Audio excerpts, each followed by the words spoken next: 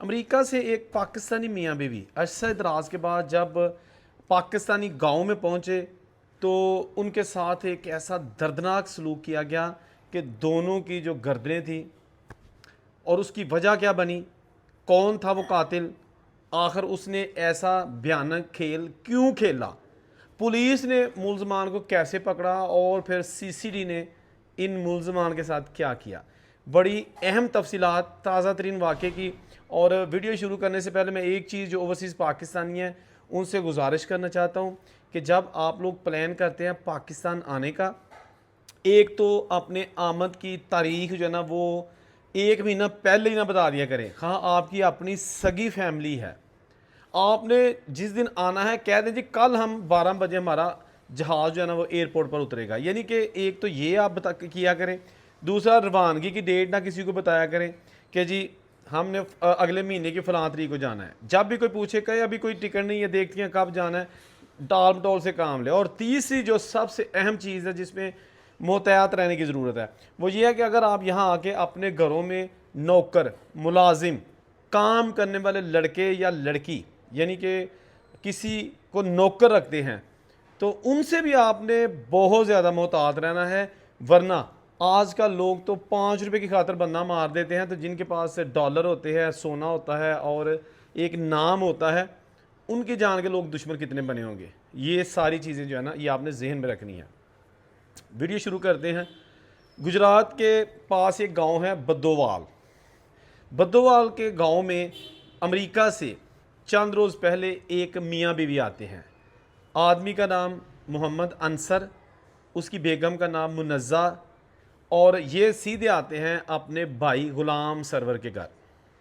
ग़ुलाम server को इन्होंने कुछ दिन पहले बताया होता है, तो ग़ुलाम सरवर का घर और इन अंसर का घर तकरीबन साथ साथ थे। ग़ुलाम सरवर को जब पता चलता है कि मेरा भाई और भाभी आ रहे हैं तो वो जनाब अपने भाई का जो बंद घर है जिसमें कोई नहीं रहता उसको अपने नौकर के साथ खोलता है, उसकी मुकम्मल सफाई करवाता है, कमरों को फ्रेश करता है। मियाँ बीवी को एयरपोर्ट पर लेने जाते हैं, लेके बड़ी खुशी के साथ चाव के साथ अपने घर में लेके आते हैं ग़ुलाम सरवर जो साहब हैं, और अपने भाई की 2 दिन तक खूब खातर तवाज़े करते हैं कि ये मेहमान है, अपने घर में जाके तो रहेंगे ही लेकिन मेरे घर में जनाब पहले 2-3 दिन रहें। ऐसा ही हुआ।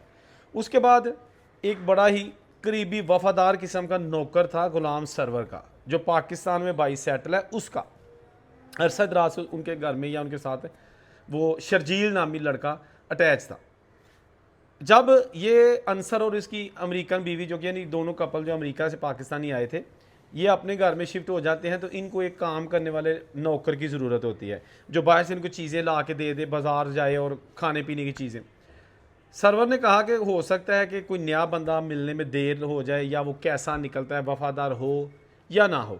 उसने फौरी तौर पर अपने जो शर्जील नामी नौकर है कहा कि अंसर भाई आज के बाद ये शर्जील आपके हर काम जो है ना वो करेगा, बाहर जहाँ मर्जी आप इसको भिजवाएं, ये मेरा वफादार नौकर है। ऐसा ही हुआ। शर्जील इंतहाई चालाक किस्म का लड़का था। उसने 2-4 दिन के अंदर ही अपनी होशियारी, चालाकी और वफादारी का सबूत देते हुए अंसर और उसकी बेगम के दिल में अपना घर कर लिया। मतलब ये कि उनकी नज़रों में इंतहाई अच्छा नौकर बन गया। अंधा एतमाद करने लगे उस नौकर पर। शर्जील को अगर 1000 रुपये की ज़रूरत होती तो ये कहता शायद 2000 रख लें, पास अच्छे होते हैं।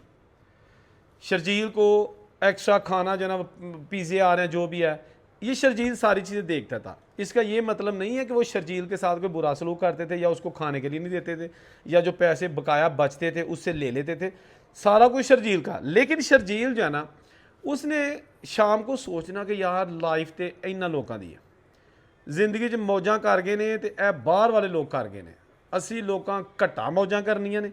भाई जिसकी थोड़ी सी तनख्वाह होती है, इंतहा से ज़्यादा महंगाई है, तो वो क्या करेगा।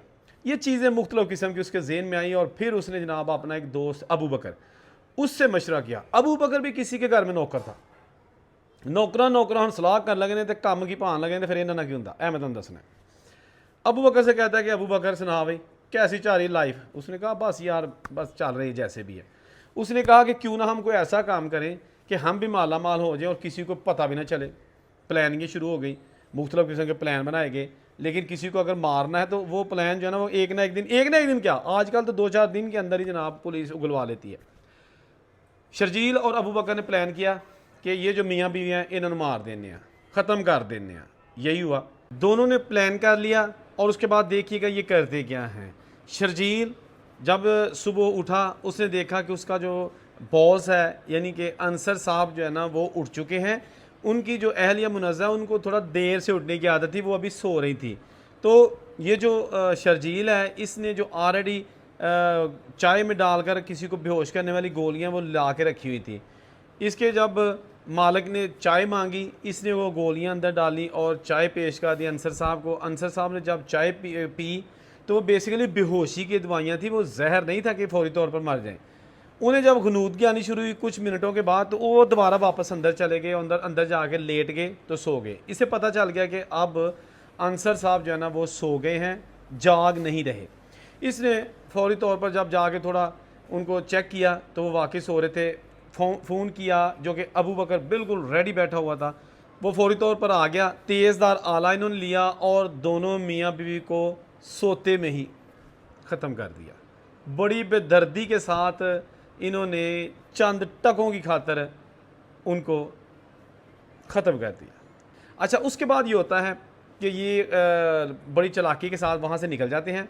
शर्जील जो है ना, अबू बकर तो गायब हो जाता है। शर्जील क्या करता है कि वहाँ से जो इनके पैसे हैं, जेवरात हैं, जो चीज़ें थी वो तकरीबन 40 लाख रुपए थी, कुछ जेवरात है, ये सारे वहाँ से उठाते हैं और अबू बकर लेके निकल जाता है। शर्जील जो है ना वो बेकरी पे जाता है जहाँ से ये रोज़ाना सामान लेके आता है। अब देखना ये ड्रामा क्या जाने लगा है। बेकरी से चीज़ें लेता है लेकिन सॉरी, जब घर से जाता है ना तो बाहर के दरवाजे की कुंडी अंदर से लगा के तो दीवार फैला के बाहर चला जाता है कोठी की। अच्छा, वहाँ जब जाता है बाहर तो आके दरवाज़ा खटखटाता है, बेकरी के शॉपिंग बैग हाथ में पकड़े होते हैं, अंदर से कोई दरवाज़ा नहीं खोलता। उसके बाद साथ वाला घर जो गुलाम सरवर का है, ये नौकर शर्जील गुलाम सरवर साहब के पास जाता है और उनको जाके ये सारी स्टोरी बताता है कि मैं काफ़ी देर से दरवाज़ा खटखटा रहा हूँ, बेल दे रहा हूँ, कोई नहीं खो रहा। वो भी आते हैं, वो भी ट्राई करते हैं, बिल आखिर वो दीवार फैला के अंदर जाते हैं। जब दरवाजे खोलते हैं कमरों के तो अलग अलग कमरे में दोनों की बॉडी पड़ी होती है, बेड में दोनों जो है ना वो ख़त्म हो चुके होते हैं। ये जो नौकर है ये भी चीखने मार के रोना शुरू कर देता है, उसका भाई गुलाम सरवर भी चीखना शुरू कर देता है। पुलिस आती है, चले पुलिस वक्ती तौर पर मुकदमा भी दर्ज कर लेती है, डिंगा पुलिस, और उसके बाद फिर जनाब इनकी तदफीन कर दी जाती है, कुल का ख़त्म हो जाता है। बाद में पुलिस जो है ना वो हो जाती है सीधी। अपना प्रोफेशनलिज्म दिखाने के लिए इन्होंने जनाब तफ्तीश का आगाज़ किया।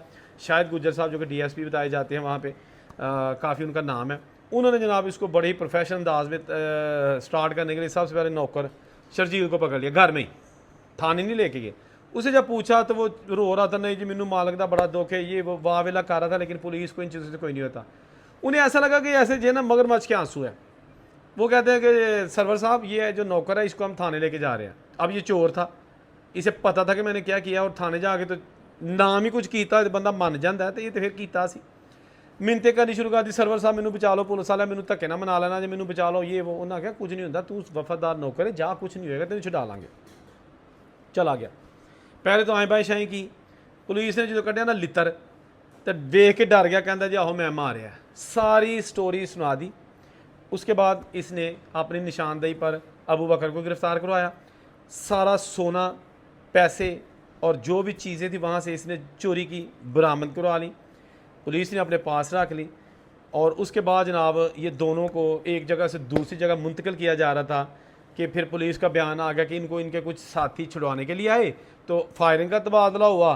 तो ये जो दोनों थे, हाँ जी, डाकू भी तो कातल भी, ये अपने ही साथियों की गोली से पार हो गए। ख़त्म हो गया किस्सा, जान छूटी। अब जनाब ये खबर जब आई तो जंगल में आग की तरह फैल गई। ये बंदे मर गए, कातल मर गए, लेकिन वो बेगना जोड़ा कभी वापस दुनिया में नहीं आ सकेगा। पुलिस ने तो मेहनत की, उन्हें इंसाफ दे दिया, बल्कि चंद घंटों में इंसाफ दे दिया। दोस्तों ये वो चीज़ें होती हैं कि जो ओवरसीज़ पाकिस्तानी कभी कभी कहते हैं ना कि यार पाकिस्तान की कन जाना है, तो इस तरह के वाक़यात हैं। कभी घर वाले प्लानिंग के साथ जायदाद के मसले में जायदाद का रौला होंदा है तो भरा भरा नूं ख़त्म कर छड़दा कि ये जिन्नी भी पैली मैं हड़प कर जा। या फिर ऐसा होता है कि बीवी जो है ना वो आशना के साथ होती है, हस्बैंड को मार देती है, या हस्बैंड जो है ना किसी और के साथ होता है बीवी। ये वो चीज़ें हैं जो ना रुकने वाला एक सिलसिला है। पुलिस, अदालती निज़ाम सारा कुछ अपने तौर पर मुतहरक है कि ताकि ऐसे वाक़यात ना हों, लेकिन हो जाते हैं। एहतियात की ज़रूरत है। अल्लाह ताला से दुआ है कि अल्लाह ताला तमाम अफराद को अपनी ज़मान में रखे, खा वो ओवरसीज़ पाकिस्तानी है या वो पाकिस्तान में रहने वाले हमारे बहन भाई हैं। वीडियो में कमेंट ज़रूर कीजिएगा, चैनल सब्सक्राइब करके बेल का बटन ज़रूर दबा लीजिएगा। बड़े फ़ायदे ने तुहानू दे होंगे। जहाँ खुश रहें, औरों से को इजाज़त दीजिए। अल्लाह हाफ़िज़।